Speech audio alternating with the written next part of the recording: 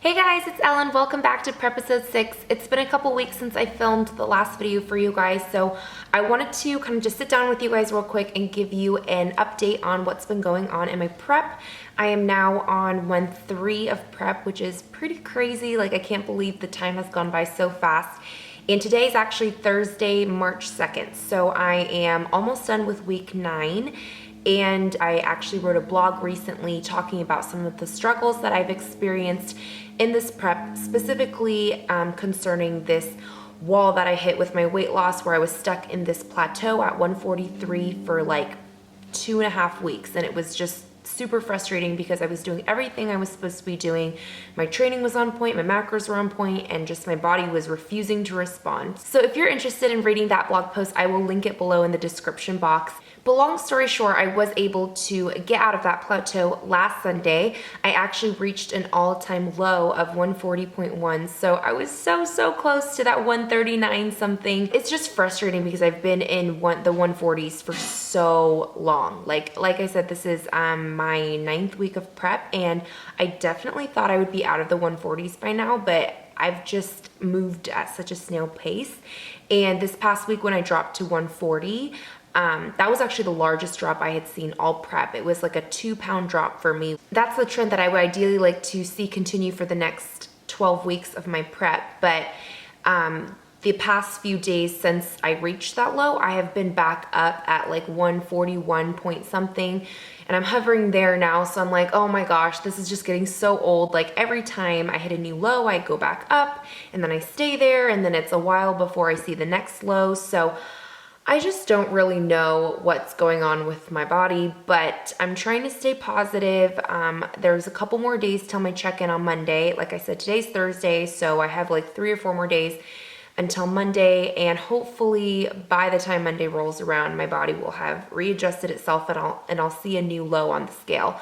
And I know the scale isn't everything in terms of progress. Like, your inches, really, the inches that you're losing around your body matter more. And I have seen more definition in my upper body. So it's not to say that I've seen like 0 progress, but for where I am and where I need to be stage weight wise, I do have a long way to go. So it does matter if I'm dropping weight. So that's why I'm kind of just a little bit anxious about that. But I kind of want to fill you guys in on where I'm at with that.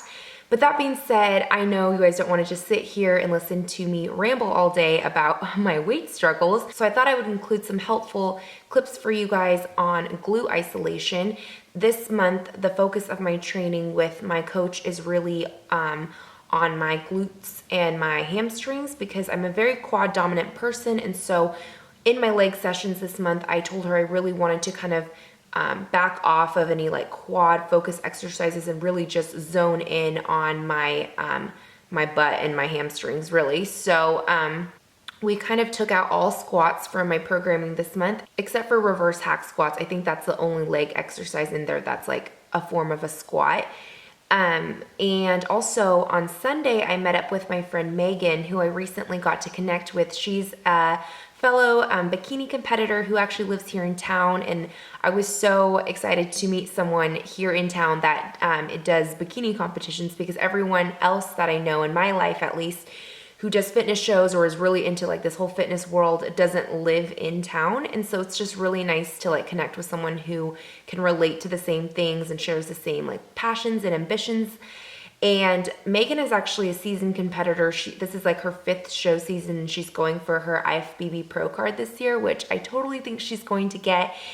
And she has just been so helpful in terms of like questions that I have or just things that I want to check in on. So on Sunday, we met at the gym, and it was actually my rest day, but I asked her to show me a few glute isolation exercises, or just her tips for how to better activate your glutes during your leg exercises. So I'm just gonna insert those clips in right now, and I'm gonna do a voiceover because it was kind of loud in the gym, and just explain to you what she told me, because I think what she had to say was really helpful, and hopefully that will help some of you guys who may also be wanting to build your backside more, because most girls are quad dominant. So I feel like this is a common struggle that we all can relate to.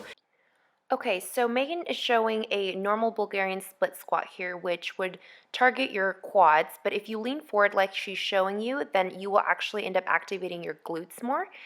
And also make sure to keep your eyes looking at the floor so that you keep your head in a neutral position and you're not craning your neck.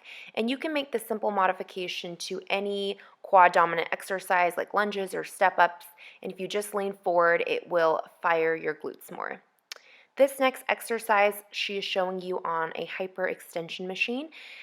Instead of using this for a back exercise, you can actually use your glutes to pull yourself up and round your back. So keep your back relaxed and rounded and just pull up with the glutes.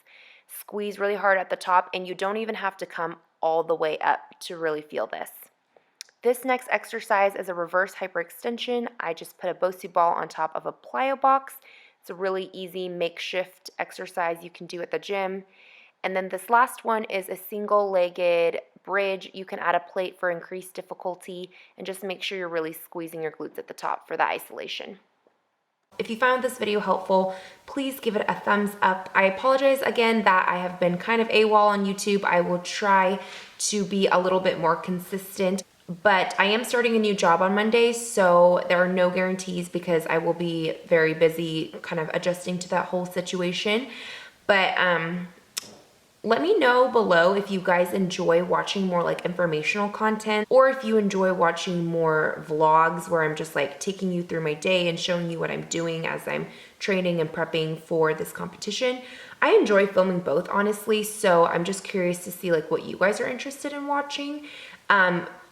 I think originally when I started this prep series, I had it in mind that I wanted to do or put a greater focus on informational videos because I feel like those are more helpful for people.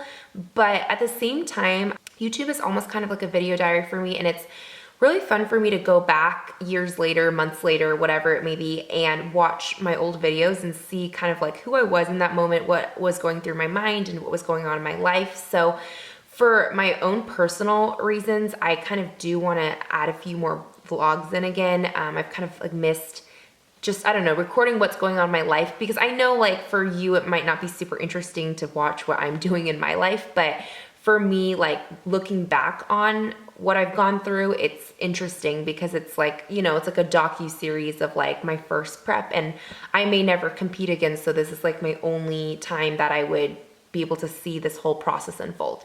So anyways, that's just kind of what's on my mind today. Next video, I will try to have like a better plan going into it. And I hope you guys are all having a great day. Thank you so much for watching, and I will talk to you guys in the next video. Bye.